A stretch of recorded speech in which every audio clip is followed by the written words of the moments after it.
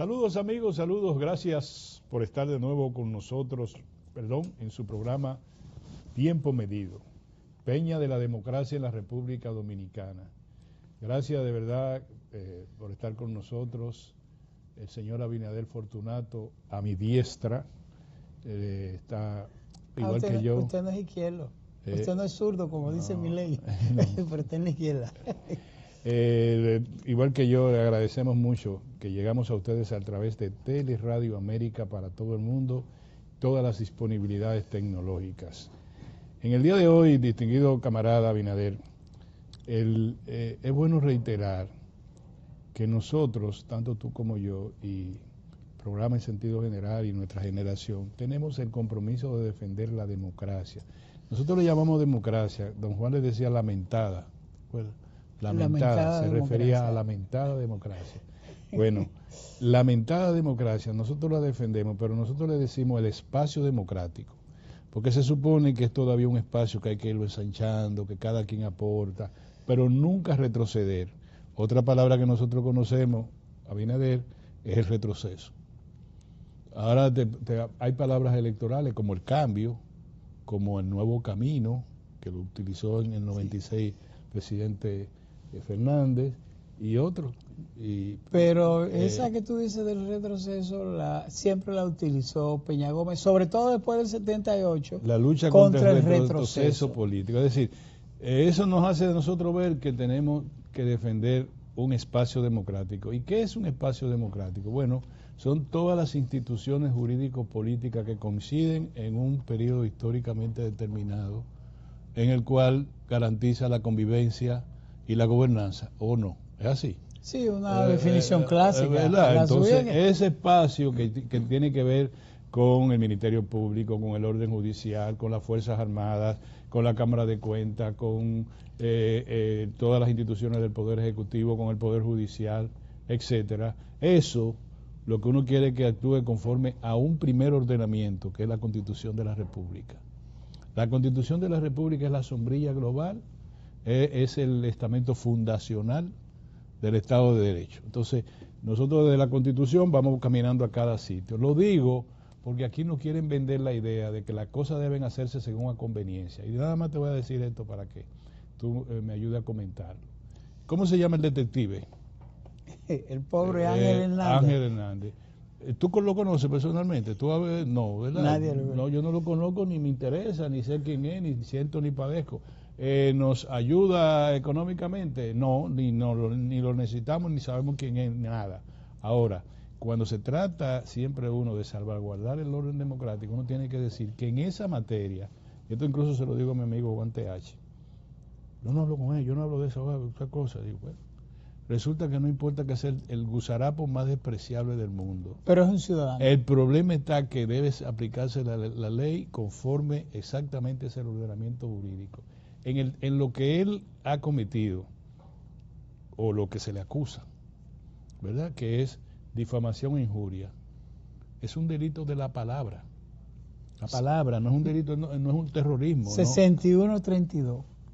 No, es un delito de la palabra y es un delito del artículo, del Código Penal también, en el orden penal y en el orden de una ley especial que regula el ejercicio de la libertad de expresión, que sí. Todavía no, el otro estamento no ha sido aprobado. Bueno, eso. Pero entonces, esa ley, ya ese señor se le puso un grillete. Entonces, en un pasillo, un juez se molesta porque el señor, y yo soy abogado y fui abogado litigante, y sé que tú no has visto cuando están los acusados o las víctimas que le dicen de todo un güey y se van por un calle, por una parte, usted está vendido, buen desgraciado, y salen por ahí, o le dicen al abogado, ese se vendió también, mi abogado, porque la misma situación lo lleva. Eso claro, el hombre está en prisión, está privado de libertad. Se llama un delito de audiencia, como también la penalidad del litigio temerario que tenemos los abogados, ¿verdad? Eso es verdad, pero eso se produce en audiencia. Yo no sé cómo fue que el distinguido magistrado discutió con este señor en un pasillo y terminó el señor preso sin saber. ¿Tú has visto que métanlo preso y boten la llave? No nos importa cómo sea este señor. Entonces me estaba diciendo TH con toda razón ¿Tú sabes lo que dijo este señor? Esto. Todo yo lo oí, porque se hacía viral en las redes. Es verdad. Todas difamaciones descarnadas. Ahora, ¿qué hacemos con él? Es delito de palabra. Está estipulado incluso la prisión es una excepción que no incluye esto, a menos que el tipo, incluso cuando... Solo un delito de audiencia. Un delito de audiencia no puede ser a 2 años, ni a 3 años, ni a pena innominada, es decir, no se sabe cuándo tú vas a salir, es cuando el juez le dé la gana. No. El juez lo somete, establece una medida de coerción que tiene que ser otro juez, no él. Él no es juez y parte. No puede serlo, entonces después se determina qué vamos a hacer con este. Ahora resulta que él tiene un grillete y está en la cárcel. Entonces me dicen a mí y todos los colegas, pero tú eres loco, tú hablas de ese tipo. No, a mí no me importa quién sea, yo lo que quiero es que se aplique la ley. ¿Y qué pasa con esto ahora en el orden político? Ahí te dejo esto. Que tú vas a decir, eso fue Orión, si fuera yo la persona que tuviera el más alto puesto y que fui víctima de la injuria que profirió o que se le atribuye haber proferido ese señor, ¿verdad? Entonces, ¿a quién es que le cae eso? Bueno, a la más grande, a la ministra de Interior y Policía, porque nadie más lo puede tener preso en esas condiciones. No es ella que lo tiene preso. Ya he explicado que tuvo un problema con un juez, pero no puede ser así. Lo grande de eso es que Ángel Martínez vino en un crucero ¿Qué crucero? Crucero que le trajo problemas por Puerto Plata, y que para después hacerse un selfie y decir, estaba en Dominicana y burlé los servicios de seguridad y todo eso. Pero muy interesante, Orión, lo que tú adviertes y el comentario sobre la Constitución de la República. Y sabe tan sagrado el derecho de la Constitución sobre temas de derechos fundamentales del país como es la Carta Magna, que es nuestro guía, ¿verdad? En la arquitectura del país en todo su aspecto, la Carta Fundamental.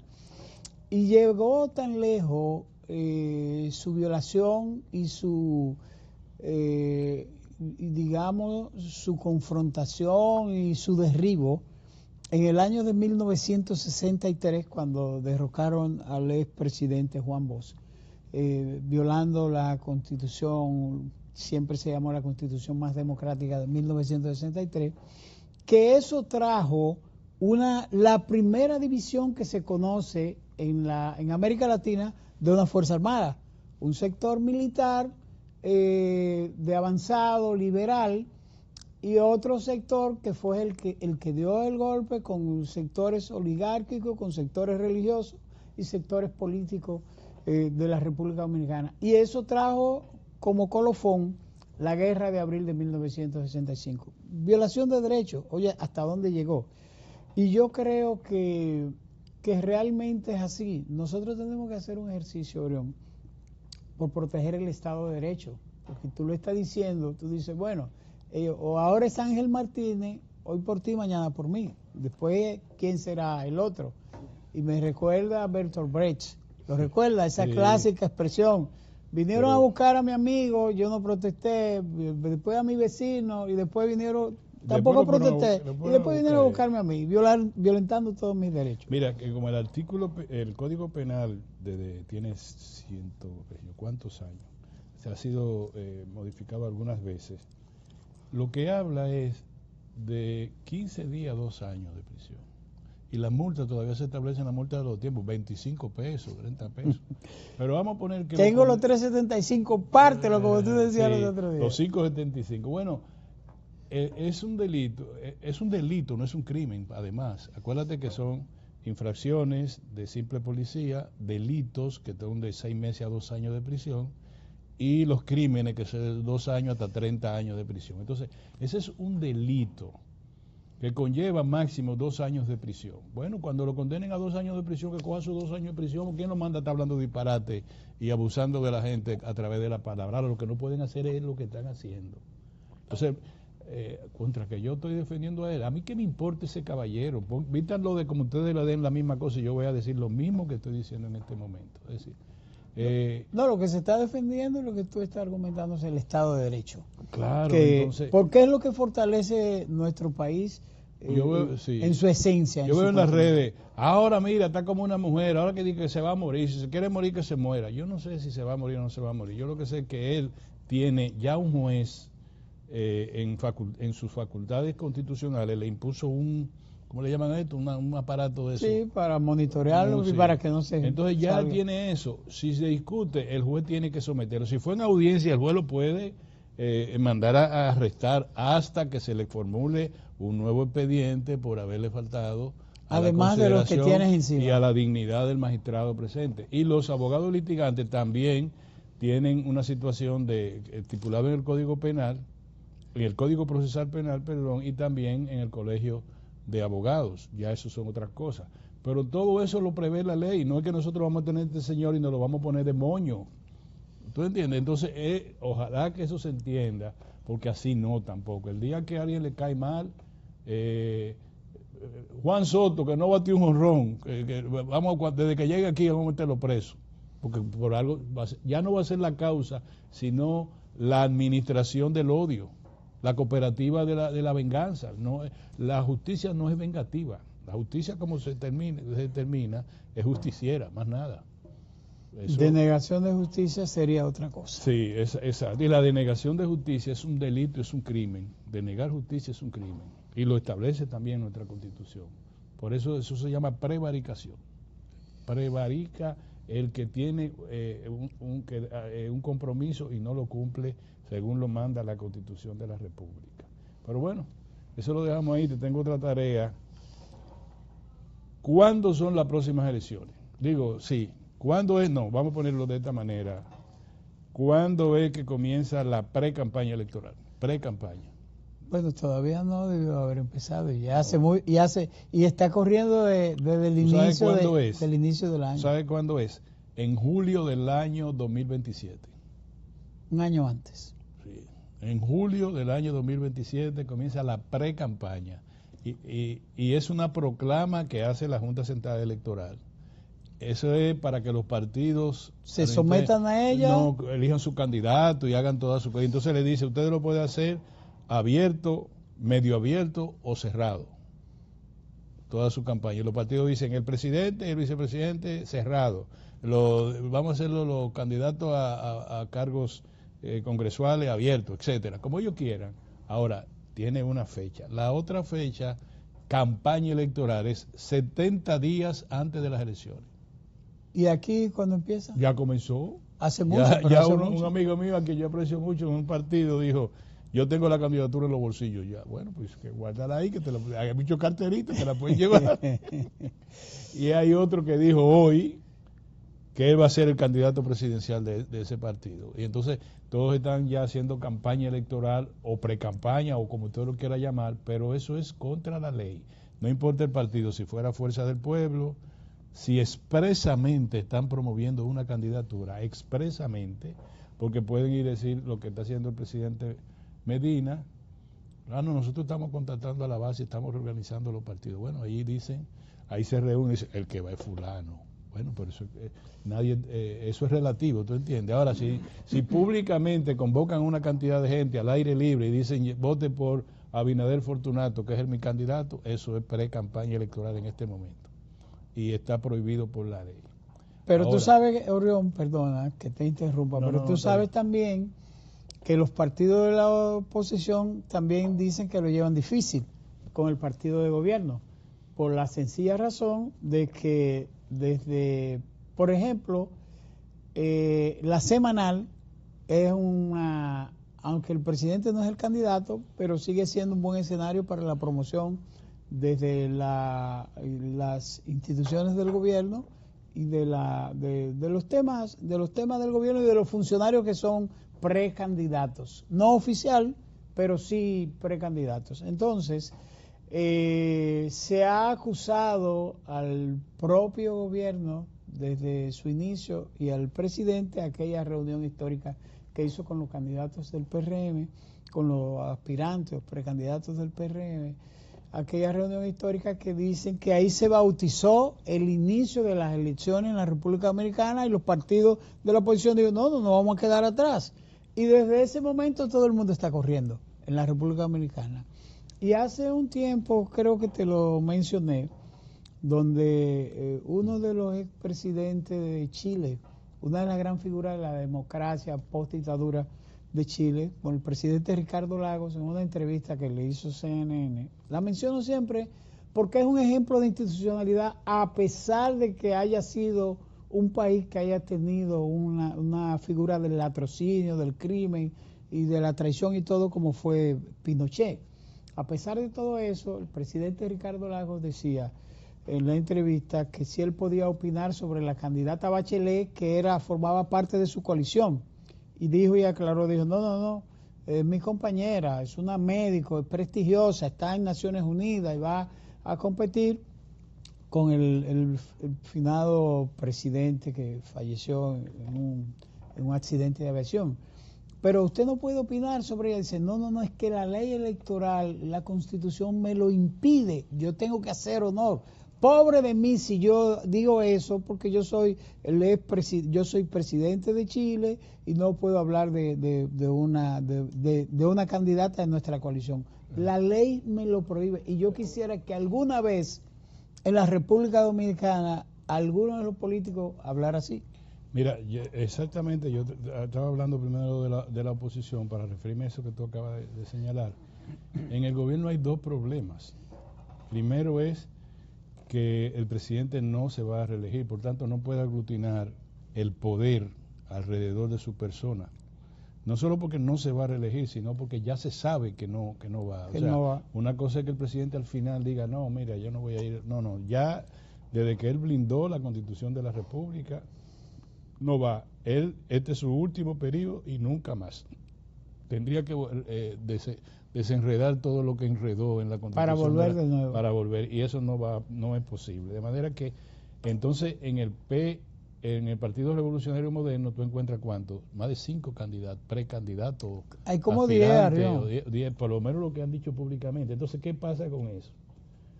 Bueno, de repente, sin darse cuenta, o tal vez dándose cuenta, el presidente Luis Abinader ha convocado a la Soledad. Hola, Soledad, yo soy tu amigo. ¿Por qué ha convocado a la Soledad? Bueno, si de repente yo digo en un lugar donde estoy trabajando, mira, yo no voy a trabajar más, yo me voy el día tal. Obviamente que todo el que quiera mantener su empleo y su cosa dice, bueno, no cuenten con Orión, que él se va. ¿Quién viene? Entonces, ¿qué pasa con eso? Bueno, es el gobierno.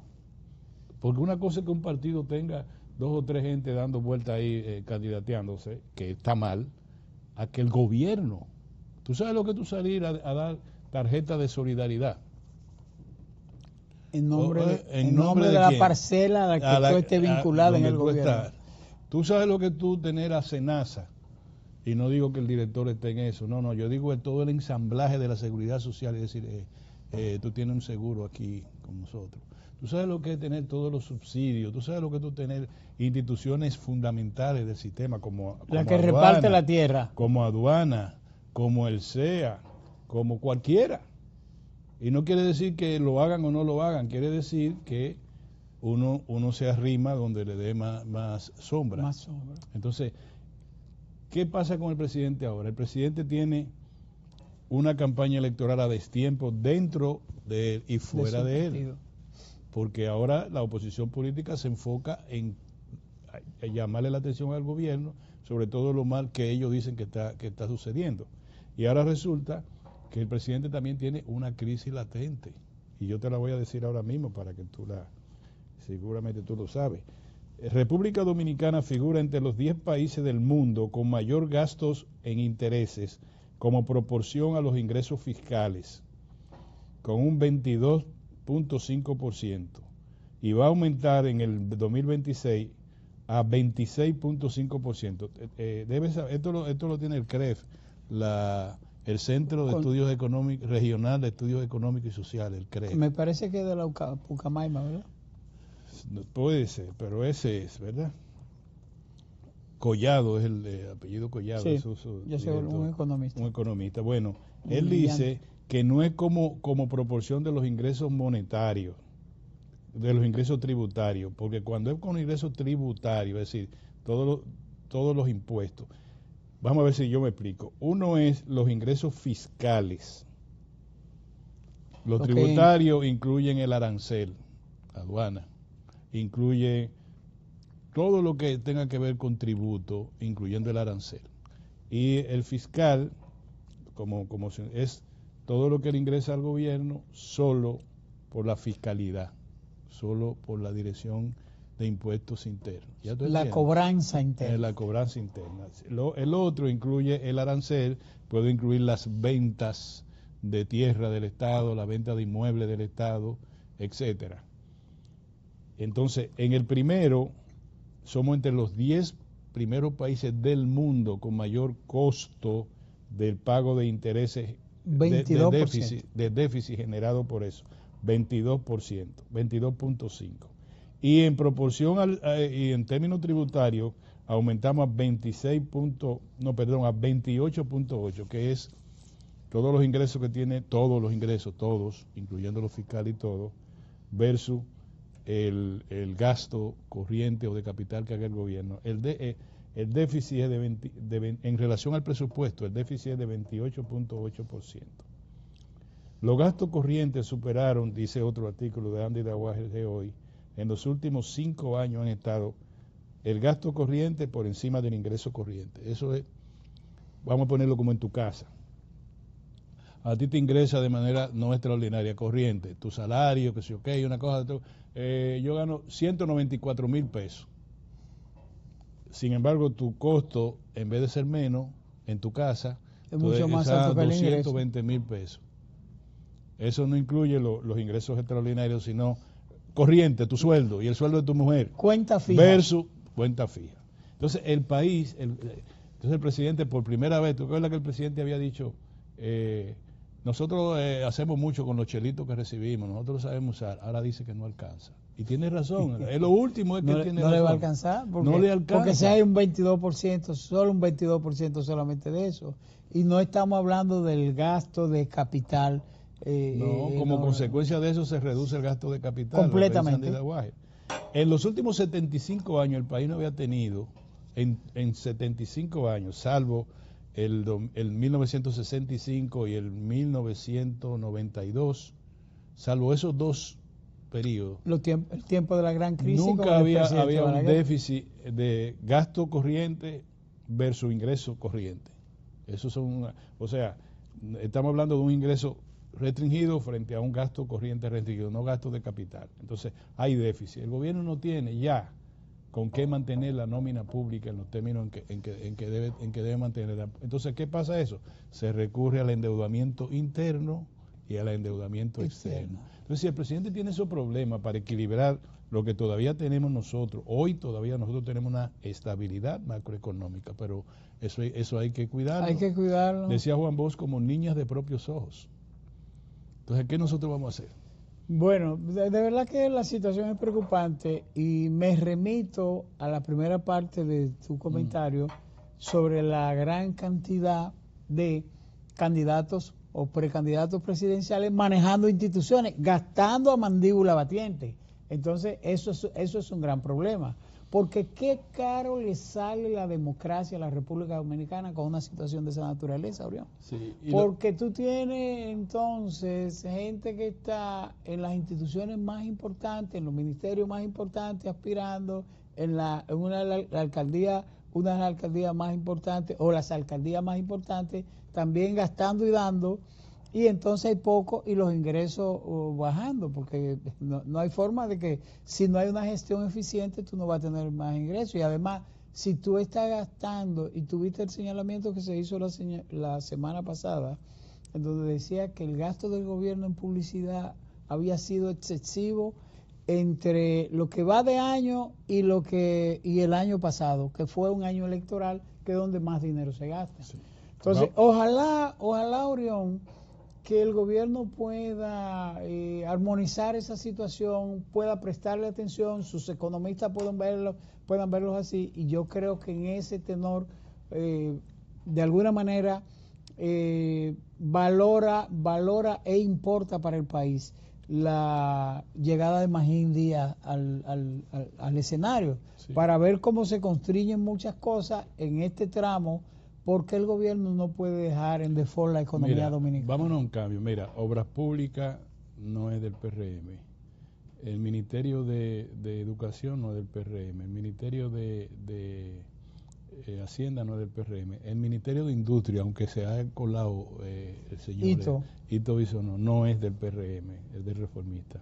Han 4 de las principales, y te la dejo ahí, para decirte que el presidente ha tenido que irse por otro lado, pero por el lado de su partido comienza la campaña electoral y yo no sé, el presidente va a tener que comenzar, quizás el 16 de agosto lo va a hacer, algunos decretos preventivos. Para sustituir. Preventivos. Vámonos a un cambio, retornamos casi de inmediato. Bueno, señores, contrario a todas las predicciones, ayer se celebró el Día del Padre. Se pensaba que se podía suspender, pero no, se hizo. Y gracias a nuestros hijos, que a los que están a la distancia, pues se acordaron de nosotros, y los que están aquí se acordaron. En el caso mío, las 2 mías están aquí y me convocaron a una cena, suerte que fue en la casa de Carol, mi hija médico. Pues yo dije, si me invitan a un restaurante a la hora de sacar la tarjeta, como que aguantan. A veces yo saco adelante, digo, me voy a ir sin cartera para que no digan, pero no, ella costearon la cena, lo agradezco mucho. ¿Y a ti cómo te fue, camarada? No, bien, bien. Tú sabes que las hijas son siempre muy impresionantes. Sí. Hoy fue que me llamó mi hijo, pero yo sé que mi hijo se maneja así conmigo. Por la mañana estaba afuera, estaba trabajando afuera. Eso llegó hoy de Puerto Rico. Pues felicidades ya posterior a todos los padres. Yo esperé hasta última hora porque yo estaba incluso vi la semanal, digo, el presidente va a suspender eso, porque eso no tiene. Pero no, se dio, gracias al presidente que dejó eso así.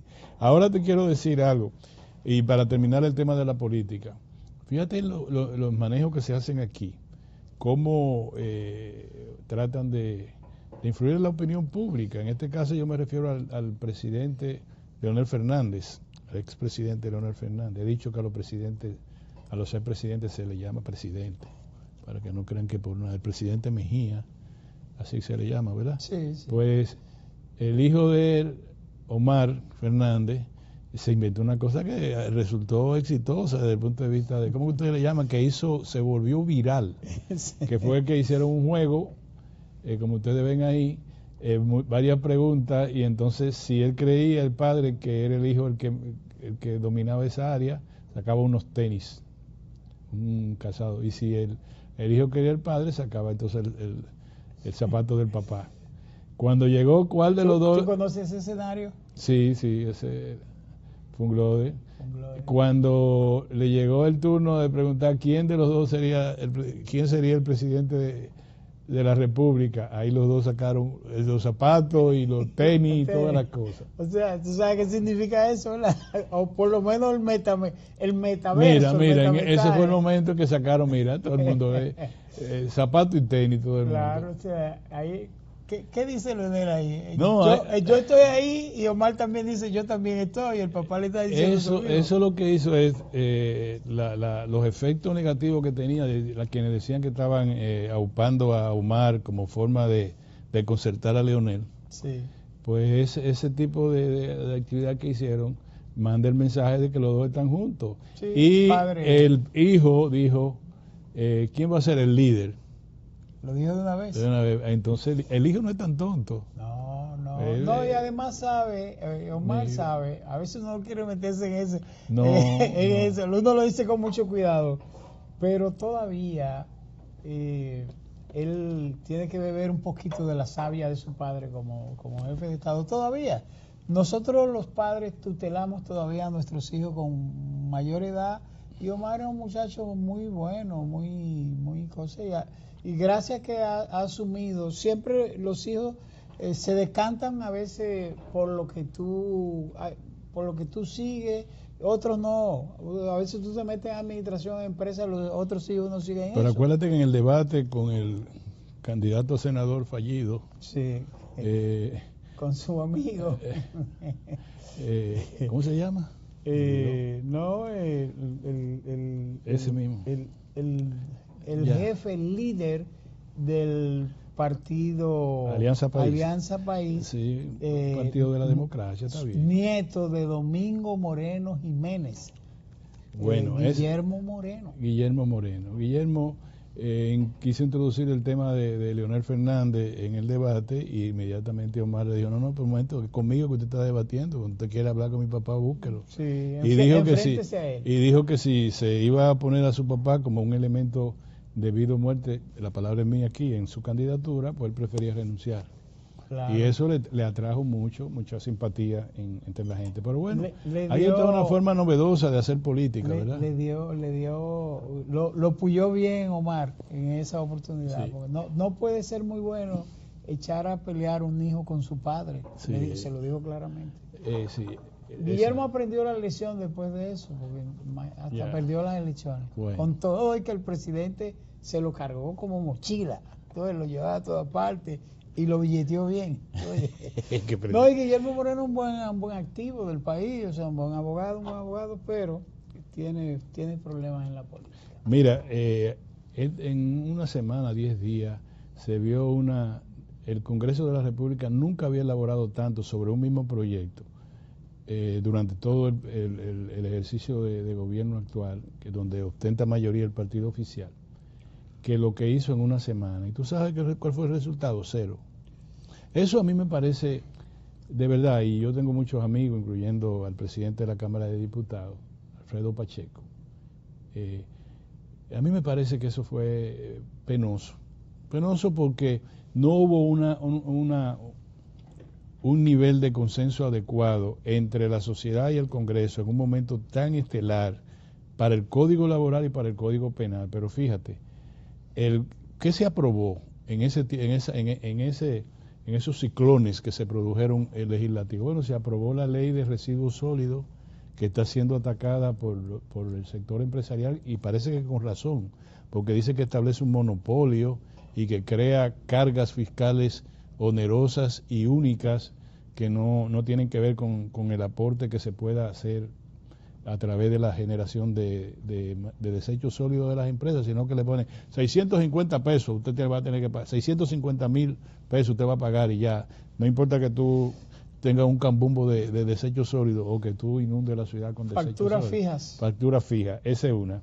Y la otra se aprobó esa, murió el Código Penal, el Código Laboral, murió porque no tenía tenía dos legislaturas consecutivas que estaba siendo discutida y fallidamente, si terminó esta legislatura, perimió, le dice. Murió. Sí. Murió. Pero también murió la ley de inquilinato. ¿Y qué se salvó? Que se tenían muchas expectativas sobre ella. ¿Qué sobrevivió en ese holocausto legislativo? La ley que incrementa, que aumenta, que eleva a Verón, a municipio. Y algunas cosas que pasaron por ahí. Ahora el presidente acaba por decreto de ampliar ahora la legislatura, esta vez extraordinaria. Yo leí hasta el 5 de agosto, pero dicen que es hasta el 16. Yo leí hasta el 5, y por eso yo escribí un editorial señalando que en una semana más tenía que aprobar el código, pero ahora resulta que el código está lleno de extravío, de inexactitudes, mutilaciones. Falta de contenido. Y yo conversaba con unos amigos aquí en el canal y digo, bueno, pero todos los congresos del mundo se hacen valer de una comisión de expertos para lo que sea. ¿Qué vamos a tratar? El tema de la NASA, expertos ahí, que sea un pago por el Congreso, que ilustran, porque el legislador no tiene que ser experto en todas las cosas. Entonces... ¿Por qué el Código Penal, con tan buenos abogados penalistas que tenemos, y me imagino que el Congreso tiene buenos asesores en ese aspecto, por qué todas esas inexactitudes? Pero además con 25 años, Orión, con casi 30, o sea, haber pasado por tantos congresos, con tantas discusiones, para al fin terminar con lo que terminaron. Con nada. Con nada. Y con más incertidumbre. Total y absolutamente cuestionado por todos los sectores. Señores, la primera dama de la República y sus 3 hijas firmaron un documento de rechazo a ese Código Penal. Estamos hablando de la familia presidencial. Ya eso le pone al presidente una presión del tamaño del muro de la lamentación allá en Medio Oriente. Bueno, vamos a... Sí. Vamos a darle seguimiento, para aprovechar estos 10 minutos que nos quedan, pero vamos a darle ahora. Pero es importante, Sí. Orión, es importante que se sepa que un Congreso con una mayoría tan explícita, tan amplia, que puede hacer de todo, con gente también muy ilustrada en ese Congreso, y tú diciendo la necesidad de que un Congreso también se pueda auxiliar de la gente que es experto en determinadas áreas, ¿cómo puede producir un adefesio de esa naturaleza? Pero, aunque no complazca con las tres causales, o si no lo compró, si el gobierno se comprometió, si el PRM que se comprometió, y muchos legisladores del PRM lo han dicho públicamente, han dicho, pero nosotros no tenemos la necesidad de sacar un código de esa manera, o era sacarlo a la carrera como lo que han hecho, que para la gente no tiene ninguna validez, ninguna credibilidad, y ha sido parecería una pieza mostrenca. Mira lo grave de la situación. El código laboral, el código de trabajo, entró al Congreso siendo en calidad de un consenso obrero patronal, con una ceremonia. Estaban los jefes, los líderes de empresariales, y estaban los dirigentes de las centrales sindicales, y sale de ahí y se muere por un disenso que premeditado, un disenso premeditado, de manera que quitaron y pusieron nada nuevo. Es que después llegaron y no, pero quiten eso tenemos que discutir más a tiempo, que tiene que ver con la cesantía, y se le pusieron muchísimas cosas nuevas, y se quitaron figuras y se pusieron, y total se murió en el disenso. Uno dice, bueno, las cosas entran bien al Congreso y salen mal. Entonces, ¿cómo nosotros, los ciudadanos de la República, podemos entender que salga aprobado del Senado de la República un código que tiene 140 y tantos años de vigencia, con algunas modificaciones? La última modificación fue hace como 15 años, fue en el 2011, la última modificación que se le hizo. Modificaciones terapéuticas, de cosas de ahí. Cosas simples. Entonces, se le hace al Código Penal, la última en el 2011, y llega, y cuando retorna a la Cámara de Diputados le dicen, pero venga acá, aquí faltan 2 papeles que no están aquí adentro, 2 códigos, 2 apartados, 2 artículos, no aparece, no, devuélvaselo, que lo arreglen, que lo pongan y que lo traiga para acá otra vez. Todavía lo están esperando. Entonces, si se hubiera muerto, si no es que tiene todavía el tiempo reglamentario para soportar una legislatura extraordinaria. Ahora lo aprobarán. Y da mucha pena que no lo aprueben con las 3 causales. Nos convertimos en uno de los países, con perdón de mis hijas que me matan cada vez que yo hablo de esto, uno de los pocos países que tiene la penalidad global y que no lo aplica la ley, por suerte, porque fíjate, en El Salvador, niñas condenadas a 30 años, a 60 años de prisión por aborto. Y cuando le preguntan, no, que fue un aborto no deseado, fue una violación, que se cayó o una cosa, no. Y ningún médico, por ejemplo, en El Salvador puede ni mirar un útero sangrante, porque 30 años de prisión que le van a poner.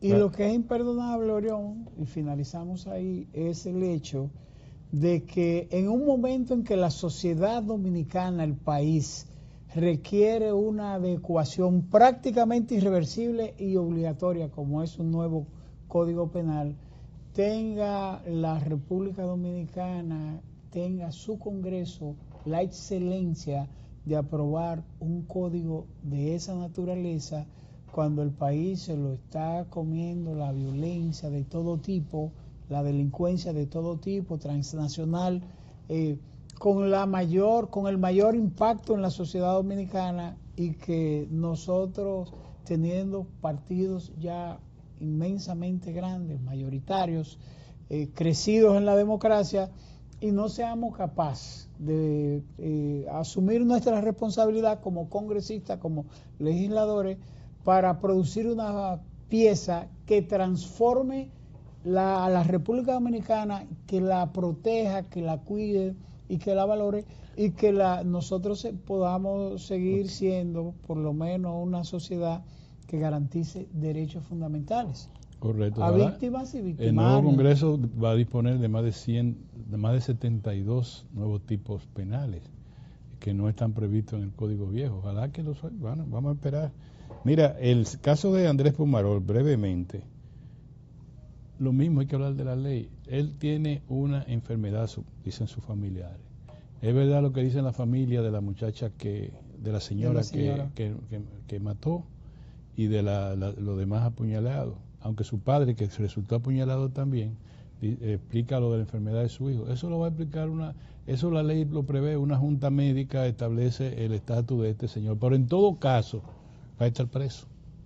Lo que pasa es que va a ir a una penitenciaría que tenga servicios psiquiátricos y va a estar en interno, pero no es que va a estar en otra cosa. En libertad. No puede estar en libertad porque causa un daño grave, un crimen grave. Incluso hasta la perrita la mató. Y es un muchacho, me dicen que era muy buena gente, pero que está enfermo. ¿Qué podemos hacer? Bueno, eso.